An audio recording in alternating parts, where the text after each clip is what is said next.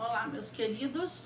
Vamos continuar aqui falando de obrigações divisíveis e indivisíveis, e aí nós vamos falar das consequências jurídicas desses dois tipos obrigacionais.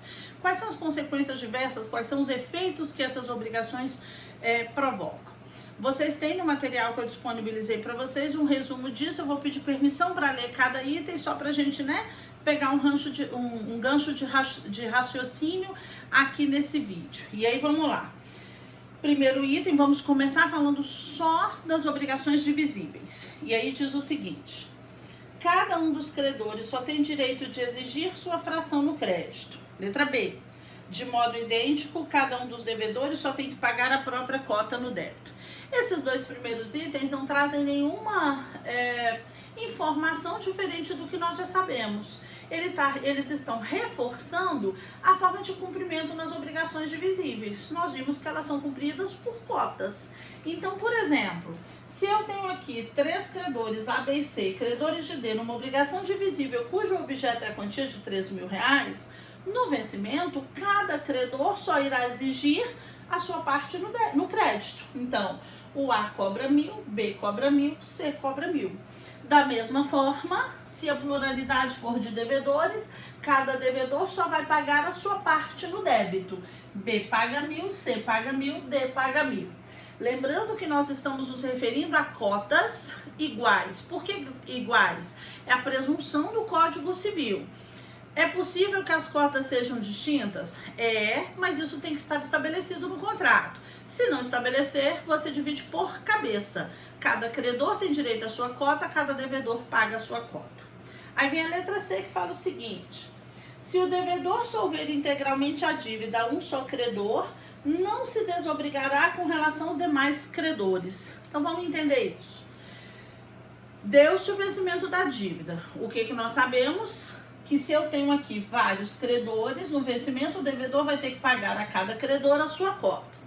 Se, no entanto, a situação que eu narrei para vocês no vídeo anterior, chegar esse credor C aqui, falar: D, vim receber o pagamento, ele tem direito a exigir R$1.000.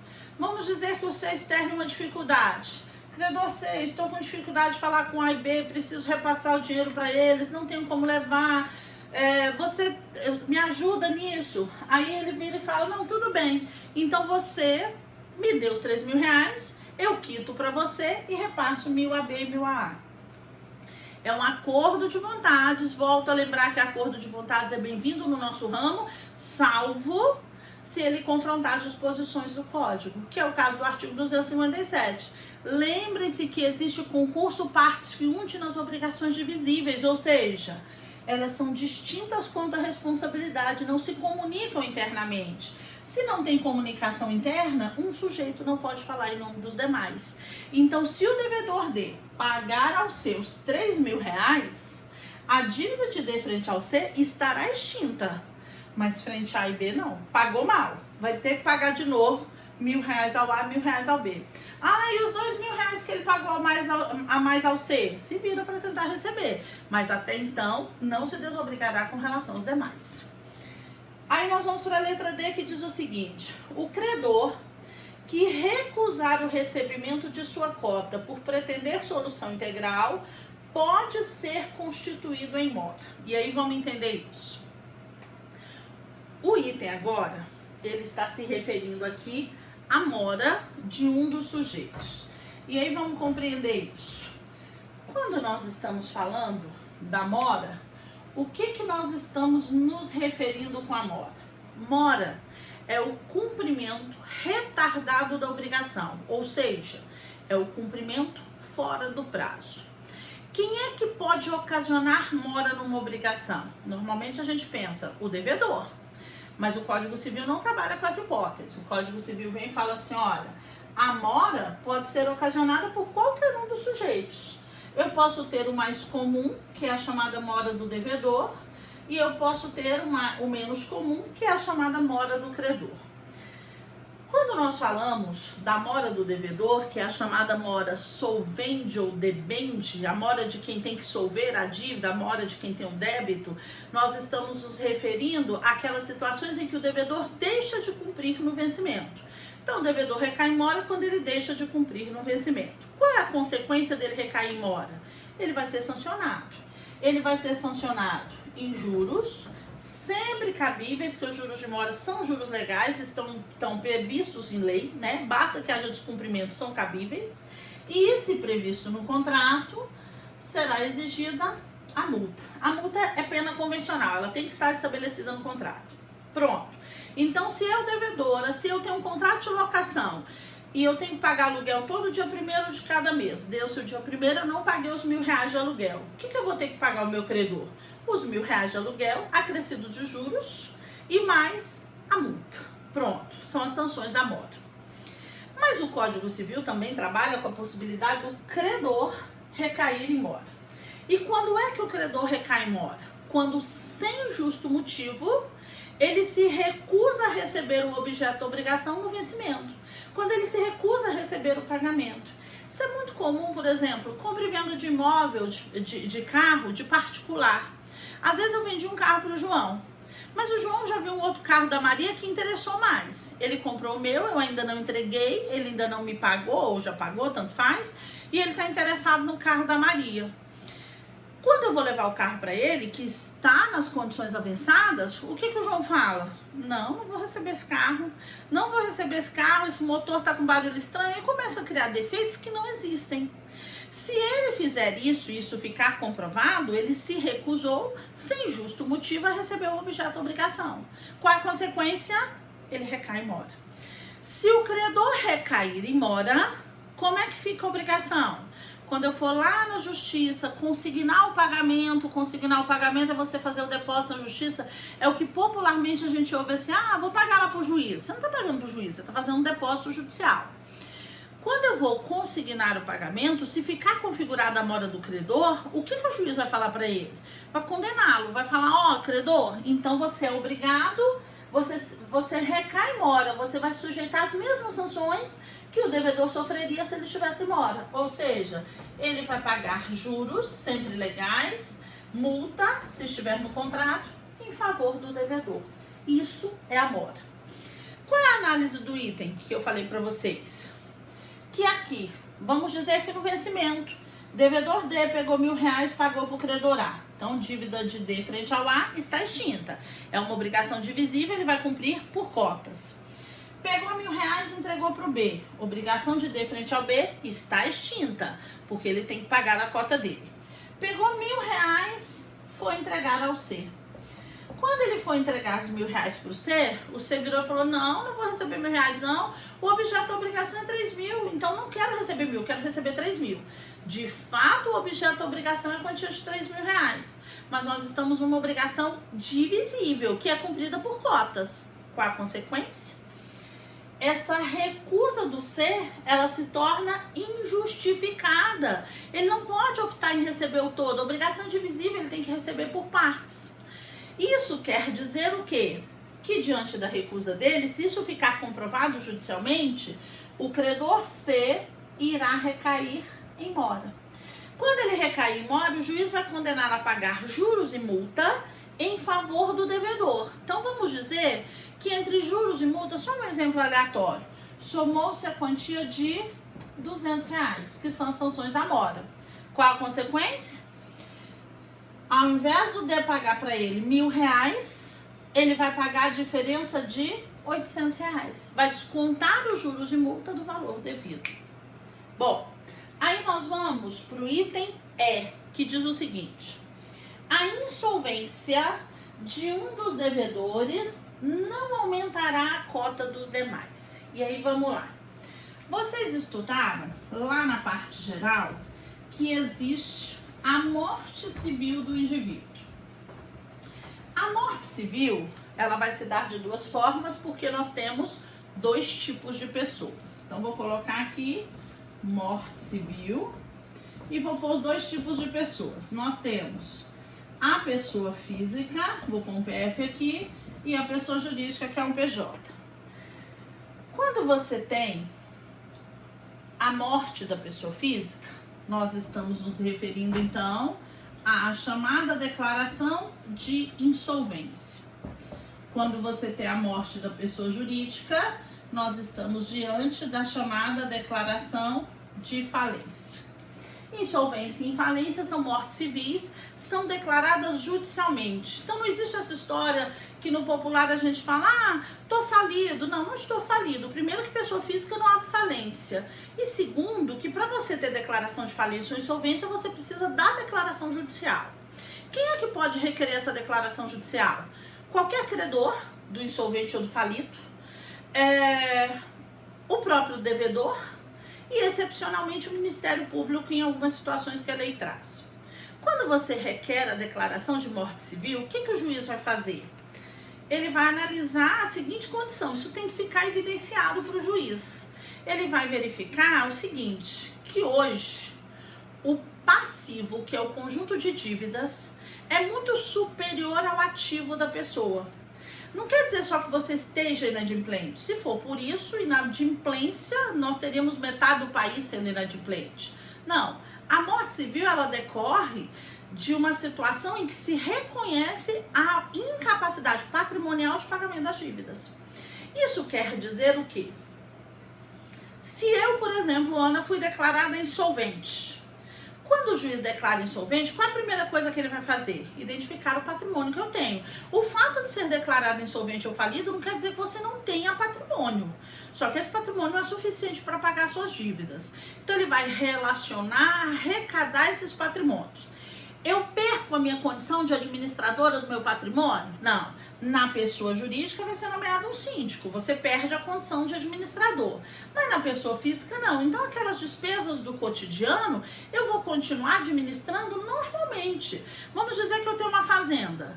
A minha fazenda vai continuar sendo administrada por mim, o gado que eu crio lá na fazenda, a produção de leite, tudo normalmente. Vou poder pagar as dívidas para os meus funcionários, as dívidas não, desculpa, os salários dos meus funcionários, os débitos que eu tenho, né, de cotidianos, de manutenção de despesas, tudo normalmente. O que eu perco é condição de disposição patrimonial. Não posso sair vendendo meu patrimônio, nem contraindo novas dívidas a depender delas, porque pode ser considerado, portanto, uma fraude contra credores. Fato é que fui declarado insolvente, o juiz arrecadou meu patrimônio. Qual é o ato seguinte do juiz? Ele vai convocar os meus eventuais credores para se habilitarem em concurso de credores. Então ele vai falar, ó, quem for credor da Ana, vem aqui para ver com o patrimônio dela o que é que eu consigo fazer de pagamento. Nesse ponto, então, procede-se a abertura do chamado concurso de credores. Como o próprio nome está dizendo, o concurso de credores é uma concorrência, uma competição entre os vários credores. Por que eles vão competir? Porque nem todos os meus credores vão receber. Se eles fossem receber, eu não estaria insolvente ou falida, né? Seja pessoa física ou jurídica. Isso quer dizer o quê?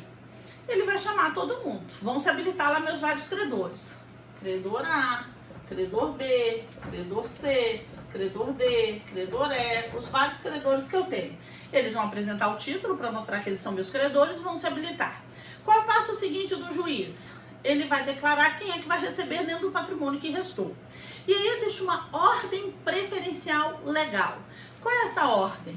Paga-se primeiro as dívidas trabalhistas. Então, se o insolvente ou falido tem funcionários, são os primeiros a receber.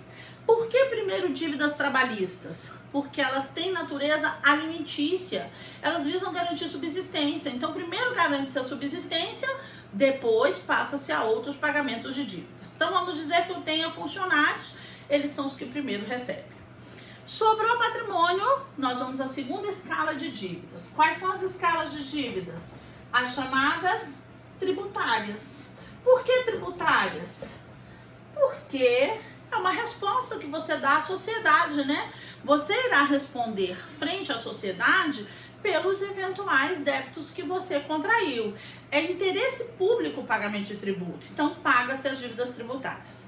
Se sobrar patrimônio, aí sim a gente vem para as dívidas civis, que são as nossas. Nas dívidas civis, existe por previsão da lei 5 tipos de credores, que nós não vamos detalhar isso, porque foge um pouquinho, né, do nosso raciocínio de conteúdo, mas que a gente tem desde o credor privilegiado real, que é aquele que tem garantia de bem imóvel. Então, por exemplo, eu devo ao João, e minha dívida tem uma hipoteca, um imóvel meu garantindo a dívida. O João está na preferência das dívidas civis, porque ele já tem o imóvel garantindo a dívida dele. E aí vai descendo, até chegar ao último. Quem é o último? O chamado credor quirografário. Quem é o credor quirografário? É o credor de crédito simples. Esse credor é aquele do cotidiano, é o credor de dívidas comuns. Emiti um cheque para o João, João é credor quirografário. Peguei um dinheiro emprestado com a Maria, Maria é credora quirografária. Tenho que prestar um serviço para o Pedro e não paguei, não prestei, ele tem direito à indenização, ele é o credor quirografário. São as dívidas do cotidiano. Esses são os comuns no nosso ramo. Não que a gente não tenha os demais, mas são os mais comuns no dia a dia do negócio jurídico. Qual é o problema do credor quirografário? Ele recebe porque ele é o último da fila. Claro que é possível que ele receba. É possível que não existam as dívidas anteriores.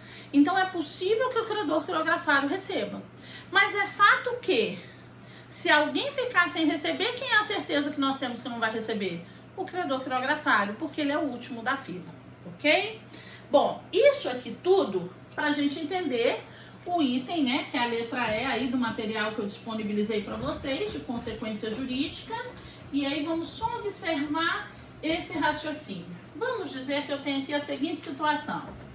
A é credor de 3 devedores, B, C e D, numa obrigação divisível, cujo objeto é a quantia de R$3.000. O que acontece? Nós sabemos que essa obrigação será cumprida por cotas. Deu-se o vencimento da obrigação, A veio cobrar de B. Vai cobrar de B R$1.000. Vamos dividir por cotas presumidas iguais. B foi lá e pagou para o A. Então, dívida de B frente ao A está extinta. Procurou C. C pagou R$1.000. Então, dívida de C frente ao A está extinta. Só que antes do vencimento, este sujeito D aqui foi declarado judicialmente insolvente. Se ele é insolvente, quer dizer o quê? Que ele deixa de ser devedor? Não. Mas que o credor A vai ter que se habilitar aqui no processo de insolvência para cobrar dele.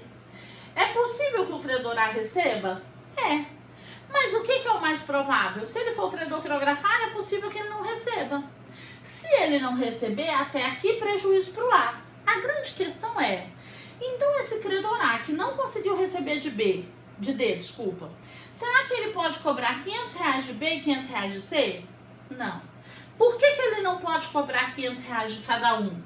Por conta do concurso partes fiunt. Elas são distintas quanto à responsabilidade. Não se comunicam nem para as condições benéficas, nem para as condições prejudiciais. Jamais se comunicam, ok?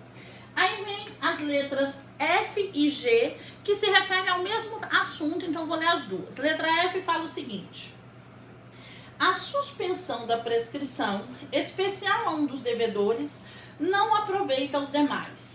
A interrupção da prescrição por um dos credores não beneficia os outros. Operada contra um dos devedores não prejudica os demais. Então vamos entender isso. Aqui a doutrina traz pra gente uma análise da prescrição nas obrigações divisíveis. E aí nessa análise ele verifica tanto a suspensão da prescrição quanto a interrupção da prescrição. E vamos só retomar um negocinho que todo mundo já viu lá na parte geral. Então ele está se referindo à prescrição. Vocês viram que prescrição é a perda, né, do direito de ação. Prescrição é a impossibilidade de você cobrar a dívida, né? É um lapso temporal que vincula credor a devedor numa obrigação. Vocês estudaram que os prazos prescricionais estão descritos no Código Civil, dos artigos 201 ao artigo 205. Vocês também viram, não estou falando nenhuma novidade para vocês. Vocês também viram que esses prazos prescricionais, eles podem sofrer paralisações, que são de duas ordens. Nós podemos ter a suspensão da prescrição e nós podemos ter a interrupção da prescrição. Tanto a suspensão quanto a interrupção são causas legais que paralisam a contagem do prazo prescricional. Estão descritas na legislação. Até aqui não estou falando novidade, que vocês viram isso na parte geral. Só que vocês também viram que a suspensão, ela paralisa a contagem do prazo prescricional. Resolvida a causa suspensiva, eu vou contar prazo prescricional. E eu vou contar de onde? De onde parou. Enquanto que a interrupção da prescrição paralisa a contagem do prazo prescricional, resolvida a causa interruptiva, eu vou contar. E eu vou contar de onde? Eu vou contar do zero. Isso aqui é o que vocês viram em fatos quando vocês trabalharam prescrição. Qual é a informação que eu vou acrescentar a vocês? Que a suspensão da prescrição, ela é sempre uma causa favorável ao devedor. Enquanto que a interrupção da prescrição é causa favorável ao credor. Isso aqui é o que é novo para vocês. Isso aqui é o que consta nos dois itens, é o que nós vamos entender agora. Até aqui, só retomei com vocês o raciocínio. E aí, vamos entender isso, né? Nós vamos começar, vamos pensar primeiro na pluralidade de credores. Depois a gente fala da pluralidade de devedores. Vou fazer um esquema pequenininho aqui para que vocês, para que eu possa ocupar maior espaço no quadro aqui. Então vamos lá. Eu tenho aqui a seguinte situação: A, B e C são credores de D numa obrigação divisível, cujo objeto são aqueles nossos R$3.000, numa obrigação que prescreve em 5 anos. Vamos considerar que deste prazo prescricional já transcorreu o período de 2 anos sem que ninguém cobrasse nada. A dívida se encontra vencida e não paga e ninguém cobrou nada. Bom, com a dívida vencida e não paga, este sujeito C resolveu cobrar judicialmente de D. Ele pode cobrar? Ele pode cobrar, porque ainda restam 3 anos de prazo prescricional nessa obrigação. Quando ele foi lá na justiça, ele foi lá e propôs uma ação de cobrança, ação de execução, ação monitória, não importa, eu vou pôr aqui processo. Vou considerar que com 2 anos de prazo prescricional. Quando ele propôs a ação, vocês estudam lá no processo civil que toda vez que se propõe uma ação, quando se faz a citação válida dentro do prazo estabelecido no Código de Processo Civil, uma das consequências é a interrupção da prescrição. Vamos considerar que a citação válida se deu com 2 anos de prazo, para eu não quebrar nosso prazo aqui, e que, portanto, o juiz declarou interrompido o prazo prescricional. Por quanto tempo haverá essa interrupção? Em tese, até a sentença. O juiz pode declarar a extinção dessa interrupção a qualquer tempo por questões processuais. Nós vamos considerar isso. Vamos dizer que esse processo perdurou por 4 anos. Durante esses 4 anos, o que acontece com a interrupção da prescrição? O que acontece com a prescrição? Fica interrompida, paralisada. Resolveu tudo, chegou lá na sentença. Vou desprezar as vias de recurso, né? Que não é nossa matéria aqui.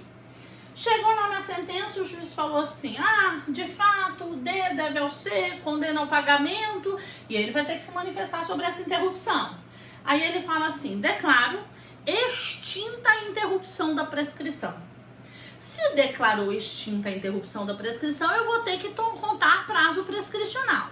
E nós acabamos de ver no quadro anterior que toda vez que eu tenho interrupção da prescrição, eu vou contar o prazo a partir do 0.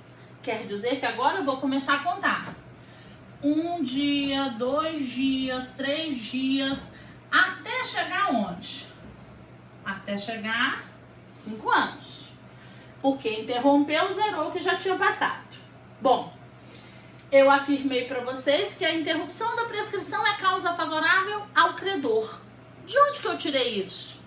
Exatamente daqui. Observe, vamos ignorar esses 4 anos em que o processo ficou parado? Se a gente for olhar aqui, numa dívida que prescreve em 5 anos, ao todo, qual é o tempo de cobrança que esse credor C teve? Os 2 anos passados e os 5 anos. Olha aqui, 7 anos. A professora aumentou o prazo prescricional de cobrança? Não, só desprezou o que já tinha passado. Então, ele acaba que ele é favorável a esse C. Por quê? Porque se ao final das contas ele teve aqui, ó, 7 anos para cobrar a dívida, são 7 anos em que o devedor fica vinculado a ele na obrigação. Esses 2 anos que já tinham passado, o devedor já estava se desvinculando do credor, que a lei manda ignorar na interrupção da prescrição. Despreza, isso aqui acabou, vamos contar do zero. Quer dizer, começa a contar tudo de novo, o prazo em que eu ainda devo aquele credor. Portanto, causa favorável a esse. Favorável a esse, alcança os demais? Não. Por quê? Porque as obrigações são distintas quanto à responsabilidade. Olha aqui, não se comunicam na relação interna. Quer dizer que o fato de que eu, Ana, tenho ao todo 7 anos, e às vezes vocês podem pensar, professora, por que não esses 4 anos a mais? Eu estou desprezando o prazo que ficou paralisado a prescrição por conta da interrupção. O fato de que eu, Ana, tenho 7 anos para cobrar a minha cota de R$1.000, em nada interfere no prazo que o João tem para cobrar a cota dele de R$1.000 e nada interfere no prazo em que a Maria tem para cobrar a cota dela de R$1.000. Por isso que interrompeu para um, não interrompe para outro, ok? Mas vamos pensar? Vamos colocar uma pluralidade de devedores aqui. Eu tenho A, credor desses 3 devedores, B, C e D, numa obrigação divisível cujo objeto são R$3.000, numa dívida que prescreve, por exemplo, em 5 anos. Vou considerar que já transcorreu o período de 2 anos, ninguém pagou. Credor A foi cobrar. Como ele pode cobrar as cotas, né? 1.000, 1.000 e 1.000, ele resolveu cobrar primeiro de D. Lá na justiça, vamos dizer que o D trouxe uma causa em que o juiz declarou suspensão da prescrição. Paralisa-se a contagem do prazo prescricional, estou considerando nos mesmos 2 anos. Vai ficar suspenso. Vamos dizer que ficou suspenso o prazo por 4 anos. Ao término desse prazo, o juiz virou e falou, ó, a causa suspensiva já foi resolvida, vamos retomar a contagem. Vocês viram lá na parte geral que a suspensão da prescrição paralisa a contagem do prazo prescricional, depois ela volta a contar de onde parou. Onde é que nós paramos? Em 2 anos. Então eu vou contar 2 anos e 1 dia, 2 anos e 2 dias, até chegar em 5 anos. Aí vamos lá. Observem, qual é a diferença agora? Na suspensão da prescrição não se ignora o prazo que já passou. Vejam, não mudou. Ele continua com 3 anos para cobrar o restante da dívida e pronto. Só ficou paralisado aqui, ó, durante o período de suspensão. Quer dizer que na suspensão da prescrição não tem nem aumento nem diminuição do prazo prescricional. Por que então ela é favorável ao devedor? Exatamente por isso aqui, ó. Cada dia de prazo prescricional que passa é um dia a mais que eu vou me liberando da dívida como devedora.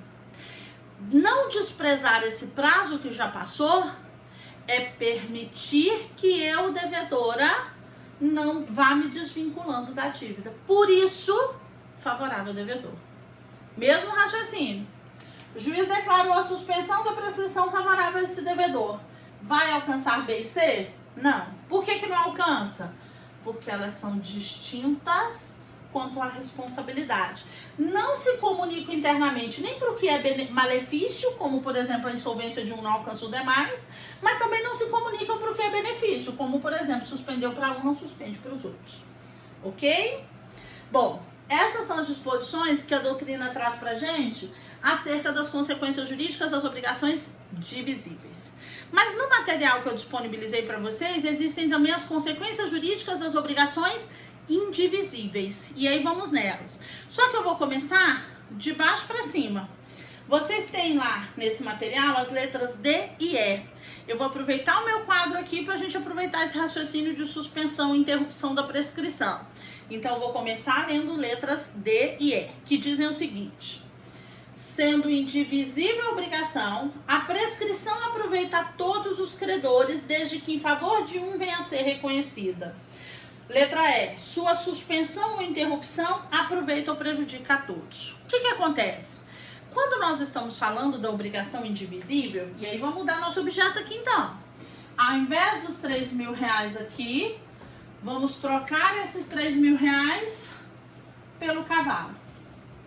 O que a gente observa? Vamos dizer que eu tenho aqui a seguinte situação. A, B e C são credores de D numa obrigação que prescreve em 5 anos, cujo objeto é o cavalo. O que a gente nota aqui? Aqui eu não tenho como dividir o objeto. Lembram-se no que eu falei na situação anterior? Eu ter o prazo de 7 anos para cobrar a minha cota e nada interfere no prazo de 5 anos do João cobrar a cota dele. Diferentemente daqui. Aqui eu não consigo cobrar só a minha parte sobre o cavalo. Então aqui, como a obrigação é cumprida no momento só, porque ela é cumprida na totalidade, eu necessariamente tenho que uniformizar os efeitos da prescrição, esses prazos prescricionais. O que eu estou afirmando para vocês? Se nós estivermos naquele primeiro exemplo, o C foi cobrar de D com 2 anos de prazo prescricional, o juiz declarou interrupção do processo, da prescrição, ficou interrompido por 4 anos, resolvida a interrupção, voltou a contar do zero. Mais 5 anos para esse credor C. Quer dizer que esse credor C ao todo terá 7 anos para cobrar a dívida. Os outros sujeitos, apesar de não estarem vinculados internamente com C, eles também precisam ser beneficiados por essa interrupção da prescrição. Então esse aqui também vai ter 7 anos, esse aqui também vai ter 7 anos. Por quê? Porque agora eu não consigo cobrar a minha parte. Então, ou eu entrego tudo, ou eu deixo de entregar tudo. Então, ou todo mundo tem o mesmo prazo. Imaginem vocês, eu tenho 5 anos para cobrar o cavalo, mas o João tem 7 anos. O que adianta ele ter 7 anos se eu vou cobrar em 5? Então, há necessidade de uniformizar. Mesmo raciocínio. Se for suspensão, suspendeu para este devedor, necessariamente vai alcançar B e C. Por quê? Porque este devedor, se ele cumprir dentro desses 3 anos restantes, isso interfere na relação com B e C. Então, na obrigação indivisível, suspendeu para um, alcança os demais. Interrompeu para um, alcança os demais. Na divisível, interrompeu para um, não interfere na cobrança da cota, porque é só a cota. Suspendeu para um, não interfere na cobrança da cota dos demais. Aí nós voltamos para as consequências jurídicas, né, das indivisíveis. E aí nós voltamos para a ordem dos itens. E nós vamos lá para os itens A e B, que dizem o seguinte: cada um dos credores pode exigir a dívida por inteiro. Letra B. Cada um dos devedores responde integralmente pela dívida. Aqui a gente não tem dificuldade, é o que nós vimos lá no artigo 258 do Código. Então, se eu disser que eu tenho aqui 3 credores desse D, ou um credor desses 3 devedores aqui, e a obrigação for indivisível, não importa a causa da indivisibilidade. Quer dizer que essa obrigação será cumprida sempre na totalidade. Aqui, no vencimento, se o A for cobrar de D, cobra os 3.000. Se ao invés de A quem cobrar for o B, cobra os 3.000. Se ao invés de B quem cobrar for o C, cobra os 3.000. Mesmo raciocínio na polaridade passiva. Quem deve na indivisível deve a totalidade. Se o B for cobrado, tem que entregar ao A 3.000. Se no lugar de A, quem for cobrado for o C, paga os 3.000. Se no lugar de C, quem for cobrado for o D, paga os R$3.000, ok? Sempre cumprida na totalidade. E aí nós vamos para o último item, que é o item C, já que eu mudei a ordem, que diz o seguinte: o devedor que paga integralmente o débito a um dos vários credores desonera-se em relação aos demais devedores, mediante a apresentação de caução de ratificação. Claro, eu tenho aqui esses 3 credores. No vencimento, quem chegou para o D foi o A. Falou, devedor D, vim receber os R$3.000. Ele tem o direito de cobrar a totalidade? Ele tem o dever de cobrar a totalidade, ela é indivisível. Isso quer dizer o quê? Que o D tem que entregar ao A os R$3.000. Só que nós vimos no artigo 260 o seguinte: a obrigação indivisível, para ela ser cumprida de maneira segura, ela tem 2 formas de cumprimento. O inciso 1 fala a todos conjuntamente. Reúno todo mundo, pago num ato só, pego o recibo de todo mundo num ato só. Melhor forma, mais segura de pagar. Mas e se for um só? Posso pagar para este um só de maneira segura? Posso, desde que esse um tenha caução de ratificação de B e C. Se ele não tiver calção de ratificação, melhor que o D não pague, depois ele vai na justiça conseguindo o pagamento para pagar de forma segura. Porque se ele pagar somente para este, sem que ele esteja com calção de ratificação, pagou mal, vai ter que pagar de novo para B e C. Se, no entanto, pagar para o A munido de calção de B e C, pagou direitinho, a dívida está extinta. Bom, meus queridos, com esse segundo vídeo, a gente fecha todo o nosso conteúdo pertinente às obrigações divisíveis e indivisíveis. Posteriormente, a gente começa a solidariedade. Tá bom, meus queridos? Beijo grande para vocês, tá? Obrigada.